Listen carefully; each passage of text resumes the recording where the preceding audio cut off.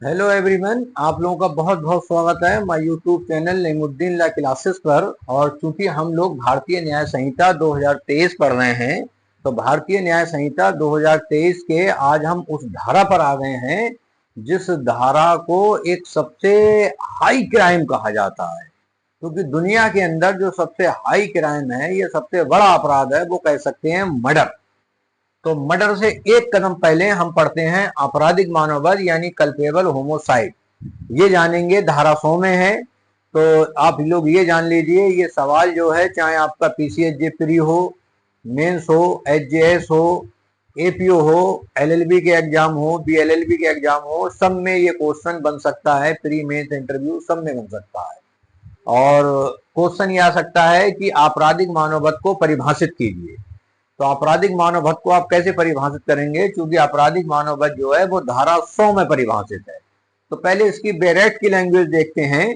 धारा 100 में क्या कहा गया है? धारा 100 में ये कहा गया है, भारतीय न्याय संहिता 2023 की, कि जो कोई मृत्यु करने के आशय से, किसके आशय से? मृत्यु करने के, हत्या यानी मर्डर करने के इंटेंशन से, या ऐसी शारीरिक क्षति कारित करने के आशय से, या कोई व्यक्ति की बॉडी को ऐसी इंजरी करने के इंटेंशन से जिससे मृत्यु कारित हो जाना संभव हो, यानी पूरी संभावना हो कि मृत्यु कारित हो जाएगी, या यह ज्ञान रखते हुए कि यह संभावना है कि उस कार्य से मृत्यु कारित कर दे। कोई कार्य करके मृत्यु कारित कर देता है तो वह आपराधिक मानववध कहलाता है। तो देखिए, 3 चीजें निकल कर आती हैं। क्या निकल कर आती हैं? कि आपराधिक मानववध के 3 चीजें हैं। पहला, किसी व्यक्ति की मृत्यु कारित करना, यानी ए द्वारा बी की मृत्यु कारित करना। दूसरा क्या है? ऐसी मृत्यु किसी कार्य द्वारा कारित होना चाहिए। अब कार्य में 3 पॉइंट होते हैं। देखिए, किसी मानव की मृत्यु कारित करना, ऐसी मृत्यु किसी कार्य द्वारा की गई हो। अब कार्य 3 चीजों से किया गया हो: आशय, संभावना, ज्ञान। ये बेटा बहुत महत्वपूर्ण 3 चीजें हैं जो कि आपको आपराधिक मानववध समझने में, यानी कल्पेबल होमोसाइड समझने में सहायता करेंगे। आशय, इंटेंशन, संभावना और ज्ञान, यानी नॉलेज और संभावना। आप जानते हैं कि ऐसी संभावना है, पॉसिबिलिटी है कि इससे मृत्यु कारित हो जाएगी। तो ये तीनों शब्द क्या हैं, ये हम समझेंगे। इलिस्ट्रेशन समझेंगे, स्पष्टीकरण समझेंगे, और मैं कुछ आपको जजमेंट भी समझाऊंगा। अगर ये चीजें आपने याद रख ली और एग्जाम में रख ली तो आपको पास होने से कोई नहीं रोक सकता। तो पहले समझते हैं कि क्या क्या है। कि आशय, ठीक है, मृत्यु करने का आशय। पहले भाई मृत्यु कारित करना, इसको समझ लो। तो कहा गया है जो कोई मृत्यु कारित करता है, पहला शब्द ही ये है, इसको समझते हैं। तो इस धारा में प्रयुक्त मृत्यु शब्द का तात्पर्य है किसी मानव की मृत्यु। किसी अजन्मे शिशु जैसे मां के गर्भ में स्थित शिशु की मृत्यु इस धारा के अंतर्गत नहीं आती है। ठीक है, तो किसकी मृत्यु है? मानव की मृत्यु। दूसरा यह है, ऐसी मृत्यु किसी कार्य द्वारा कारित की गई हो। तो कहा गया है कि मृत्यु कारित करने के विभिन्न प्रक्रम हैं, जैसे भूख, विषपान, डुबोना, गोली मारना, हत्या करना आदि। ये सब मृत्यु कारित करने के आते हैं। ठीक है, क्या शब्दों द्वारा भी मृत्यु कारित हो सकती है? हालांकि लोग तो कहते हैं हाँ क्या बात कह दी, मेरा दिल टूट गया, या अब मैं मर जाऊंगा। ऐसा कुछ नहीं होता है। रियल जिंदगी में मृत्यु कारित होती है। किसी के चाकू घोंप दिया, किसी के गोली मार दी, किसी को पानी में डुबो दिया, किसी को जहर दे दिया, इन सब से बेटा मृत्यु कारित होती है। अब पहला हम पॉइंट समझते हैं, इंटेंशन, आशय। तो आशय क्या है? तो कहा गया है आशय का तात्पर्य है परिणाम की प्रत्याशा, यानी जो परिणाम निकलेगा उसकी आशा। यदि किसी व्यक्ति पर कोई कार्य करने का आरोप लगाया गया है जिस कार्य का संभावित परिणाम घातक रूप से हानिकारक हो सकता है, ऐसी स्थिति में आशय विधि का एक निष्कर्ष होगा जिसकी अवधारणा किए गए कार्य से की जाती है। ठीक है, तो इंटेंशन आप जानते ही हैं। इंटेंशन क्या है? हर व्यक्ति के 2 इंटेंशन होते हैं। एक अच्छा इंटेंशन होता है, भाई डॉक्टर भी ऑपरेशन करता है, लेकिन उसका इंटेंशन क्या होता है? उसका इंटेंशन होता है मरीज की जान बचाना।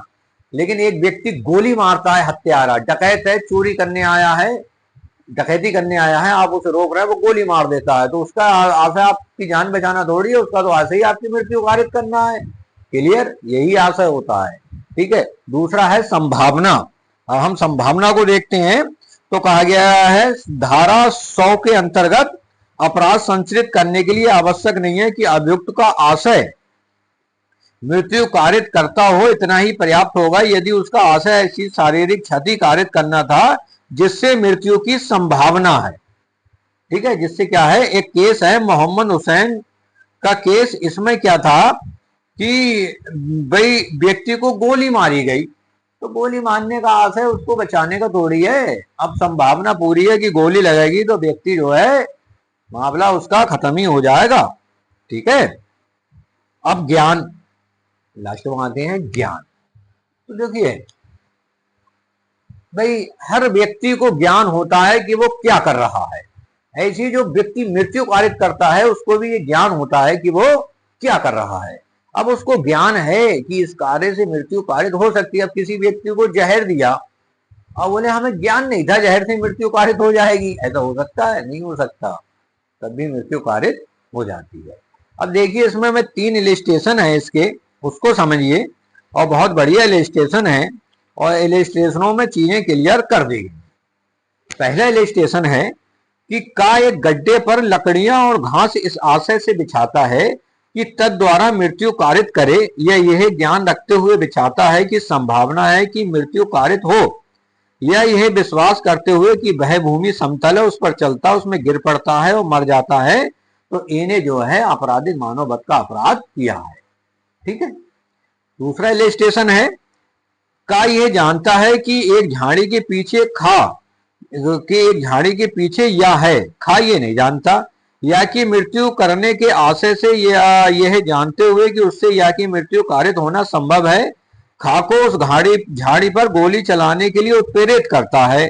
खा गोली चलाता है और या की मृत्यु हो जाती है। यहाँ ये हो सकता है कि खा किसी अपराध का दोषी ना हो, लेकिन का आपराधिक मानववध का दोषी है। फिर है का एक मुर्गे को मार डालने और उसे चुरा लेने के आशय से उस पर गोली चलाकर खा को, जो एक झाड़ी के पीछे है, मार डालता है, किंतु का ये नहीं जानता था कि खा वहां है।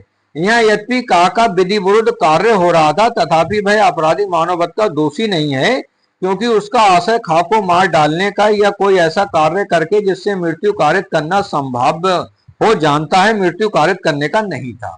तो 3 इलिस्ट्रेशन आप डायरेक्ट में है वो जरूर पढ़ लेंगे।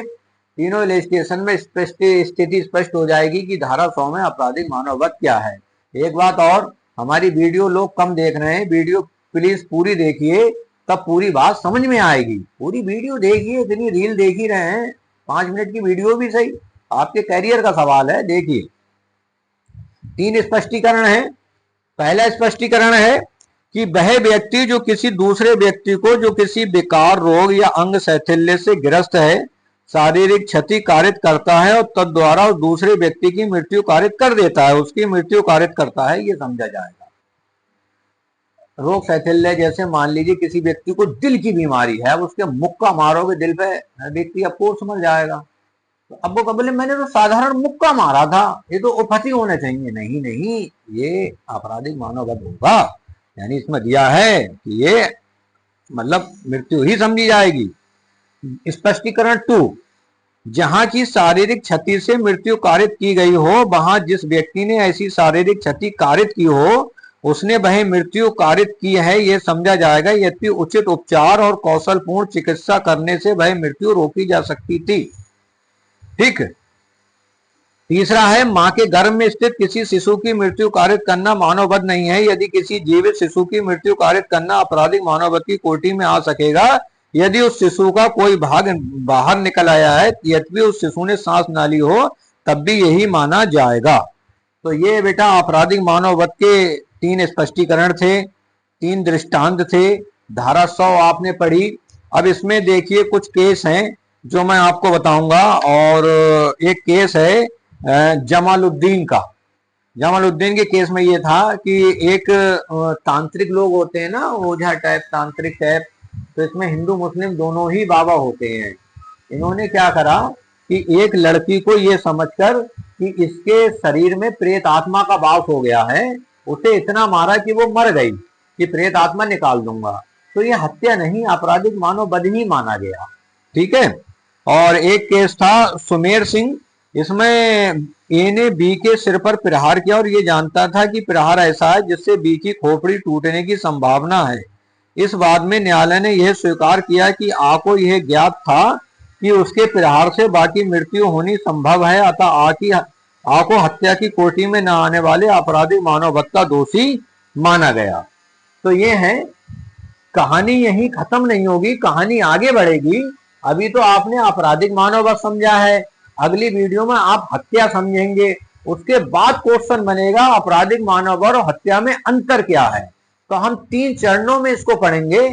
आज हमने पढ़ा है आपराधिक मानव वध, अगले चरण में हम पढ़ेंगे हत्या, फिर पढ़ेंगे हत्या आपराधिक मानव वध में अंतर। तो धैर्य पूर्वक वीडियो देखते रहिए। इसी तरह से आपके एपीयू की तैयारी पूरी ऑनलाइन हो जाएगी, लेकिन बात शर्त यह है, आपसे रिक्वेस्ट ये है कि आप भी 2 घंटा पढ़िए, तब काम चलेगा। किसी टीचर के भरोसे मत रहिए, मैं ही नहीं, किसी के भी नहीं। आप जब तक खुद पढ़ेंगे तभी आप कामयाब होंगे। वीडियो देखने के लिए धन्यवाद।